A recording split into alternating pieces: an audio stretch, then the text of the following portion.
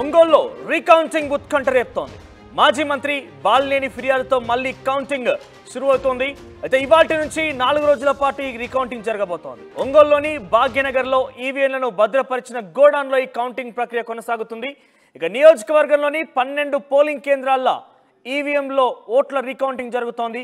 అయితే రీకౌంటింగ్ ప్రక్రియలో గెలిచినటువంటి అభ్యర్థి దామచర్ల జనార్దన్ కూడా పాల్గొనబోతున్నారు. మాజీ మంత్రి బాలినేనితో సహా 26 మంది అభ్యర్థులు కూడా ఉన్నారు. ప్రస్తుతం అక్కడ దామచర్ల జనార్దన్ గెలుపొందారు బాలినేని పైన. అయితే ఈ ప్రక్రియకు కట్టాల్సిన మొత్తాన్ని 5.44 లక్షలు కట్టారు బాలినేని. ఉదయం 10 గంటల నుండి కూడా కౌంటింగ్ ప్రారంభం కాబోతోంది. సో ఇప్పటికీ మరికొన్ని నిమిషాల్లో ఈ కౌంటింగ్ ప్రక్రియ ప్రారంభం కాబోతోంది. 4 రోజుల పాటు ఈ ప్రాసెస్ జరగబోతోంది. ఎన్నికల కమిషన్ కార్యాలయం నుండి ప్రత్యేక అధికారి కూడా హాజరు కాబోతున్నారు ఈ కౌంటింగ్ ప్రక్రియకి. స్పెషల్ కలెక్టర్ ఝాన్సీ లక్ష్మి నిర్వహణాధికారిగా కొనసాగుతారు.